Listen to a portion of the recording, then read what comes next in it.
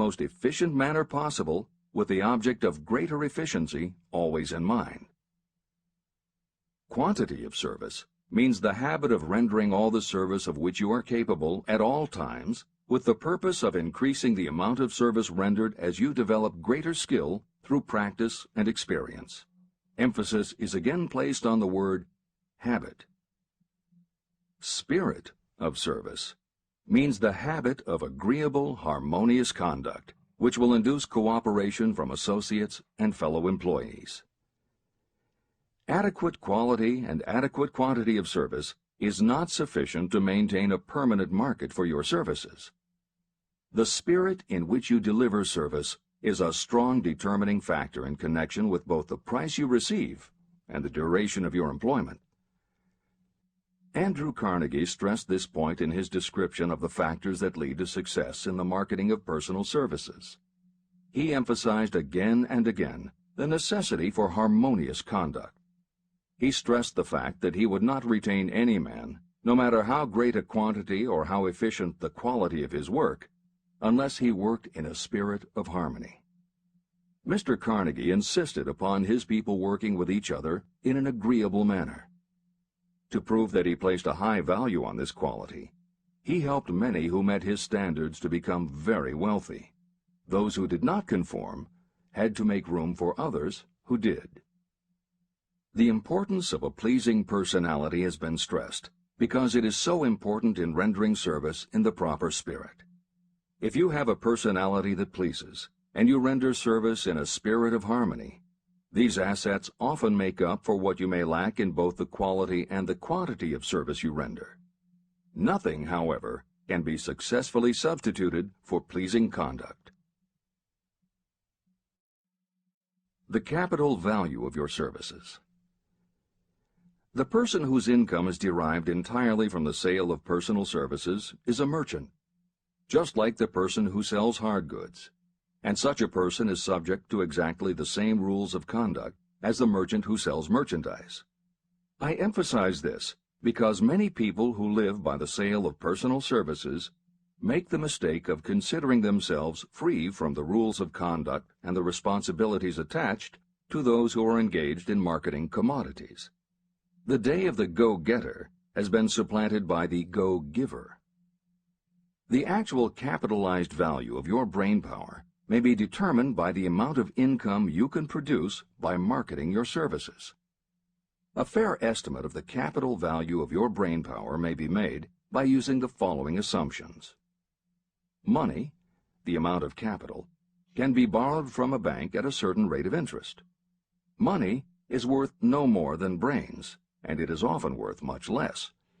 Therefore, if your brain power is as valuable as money, in effect, you should be lending your brain power, your amount of capital, at least at the same rate that banks charge to lend money.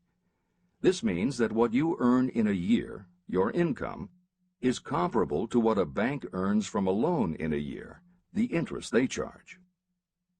You can then calculate the capital value of your brain power using this formula.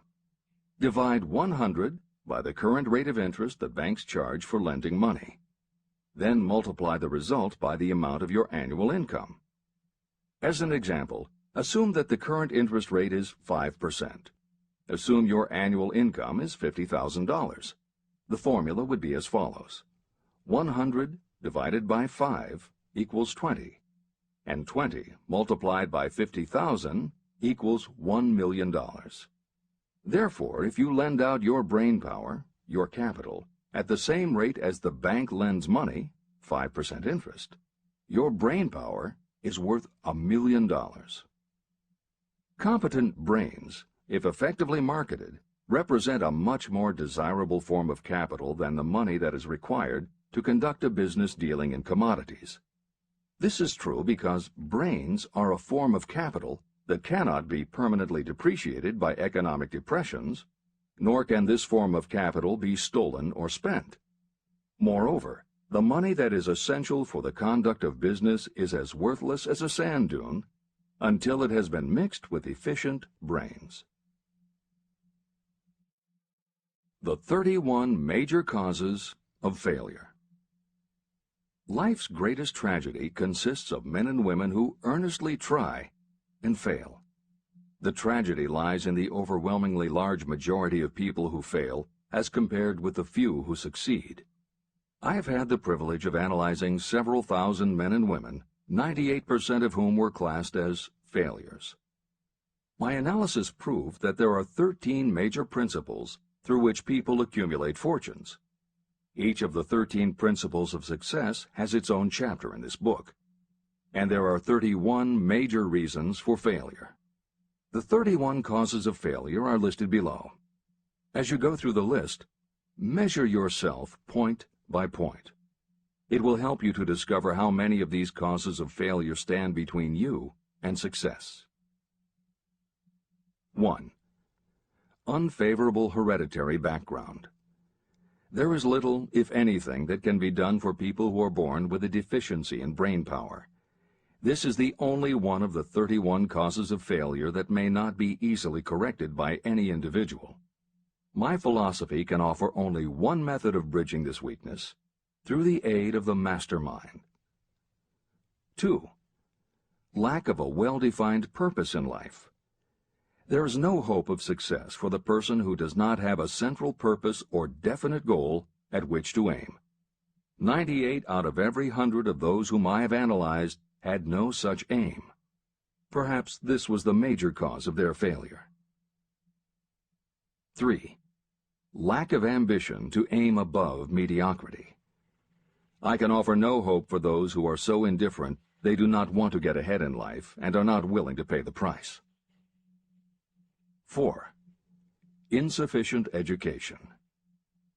This is a handicap that may be overcome with comparative ease. Experience has proven that the best educated people are often those who are self-made or self-educated. It takes more than a college degree to make you a person of education. Any person who is educated has learned to get whatever they want in life without violating the rights of others. Education consists not so much of knowledge, but of knowledge effectively and persistently applied. You are paid not merely for what you know, but for what you do with what you know. 5. Lack of self-discipline. Discipline comes through self-control. This means that you must control all negative qualities. Before you can control conditions, you must first control yourself. Self-mastery is the hardest job you will ever tackle. If you do not conquer yourself, you will be conquered by yourself. By stepping in front of a mirror, you may see both your best friend and your greatest enemy. 6. Ill health. No person may enjoy outstanding success without good health. Many of the causes of ill health are subject to mastery and control. These, in the main, are overeating of foods not conducive to health, wrong habits of thought or negative thinking, wrong use of and overindulgence in sex, lack of proper physical exercise, an inadequate supply of fresh air due to improper breathing. 7. Unfavorable environmental influences during childhood. As the twig is bent, so shall the tree grow. Most people who have criminal tendencies acquire them as the result of bad environment and improper associates during their childhood or youth. Procrastination. This is one of the most common causes of failure. Procrastination stands within the shadow of every human being, waiting its opportunity to spoil your chances of success.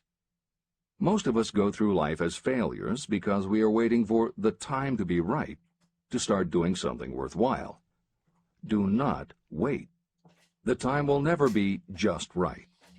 Start where you stand, work with whatever tools you have at your command, and you will acquire better tools as you go along. 9. Lack of persistence. Most of us are good starters, but poor finishers of everything we begin. People are prone to give up at the first signs of defeat. There is no substitute for persistence. The person who makes persistence his or her watchword discovers that failure finally becomes tired and makes its departure.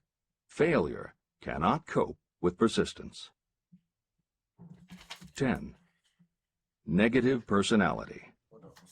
There is no hope of success for the person who repels people through a negative personality.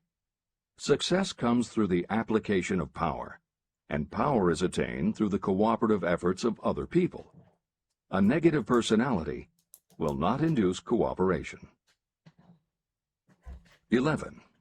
Lack of control of sexual urges. Sexual energy is the most powerful of all the stimuli that move people into action. Because it is the most powerful of the emotions, if it is controlled, it can be converted into other creative channels. 12. Uncontrolled desire for something for nothing. The gambling instinct drives millions of people to failure. Evidence of this may be found in the Wall Street stock market crash of 1929, during which millions of people tried to make money by gambling on stock margins. Editor's comments. For those who are not familiar with the stock market and buying on margin, the following is a simplified explanation of what caused the crash of '29. The first thing to understand is that prior to the Great Depression there was widespread optimism about the expanding economy. Businesses were booming, and the people who had invested in those companies were making fortunes almost overnight. When the average person saw how much money was being made, they wanted to get in on it, and there was a way for them to do it. Even average people who didn't have enough ready cash to buy stocks could do so because brokers allowed customers to purchase stocks on margin by making what amounted to a down payment. However, part of the purchase agreement stated that when the brokers called in the margin accounts, which they could do at any time, the customers would have to come up with the rest of the cash immediately to pay the balance owing on the original purchase price. That is why Hill used the term gambling when he referred to the stock market. These average people weren't investing in companies. They were betting on the future rise in value. The idea, in the average person's mind, was that they would only have to scrape together enough to pay the margin, which was a small percentage of the full cost. Then when the price of the stock went up, they would sell, which would give them more than enough money to pay the broker the balance owing on the purchase price, and they could pocket the difference. This worked fine as long as stock prices continued to rise, but when the stock market crashed, the stockbrokers called in the margins, and the people who had bought at prices they really couldn't afford suddenly found that they had to come up with the cash. And that was why so many average people got wiped out in the crash of '29. They gambled money they didn't have by buying on margin. This is the end of the editor's comments. 13. Lack of a well-defined power of decision. Those who succeed reach decisions promptly and change them very slowly. Those who fail reach decisions very slowly and change them frequently and quickly. Indecision and procrastination are twins. Where one is found, the other is also usually found. Kill off this pair before they completely tie you to the treadmill of failure. 14. One or more of the 6 basic fears: fear of poverty, fear of criticism, fear of ill health, fear of loss of love, fear of old age, and fear of death. You will find an in-depth analysis of these 6 basic fears in the final chapter. They must be mastered before you can market your services effectively. 15. Wrong selection of a mate in marriage. This is a most common cause of failure. The relationship of marriage brings people intimately into contact.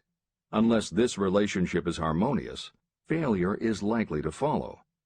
Moreover, it will be a form of failure that destroys ambition. 16. Overcaution. The person who takes no chances generally has to take whatever is left when others are through choosing. Overcaution is as bad as undercaution. Both are extremes to be guarded against. Life itself is filled with the element of chance. 17. Wrong selection of associates in business. This is one of the most common causes of failure in business. In market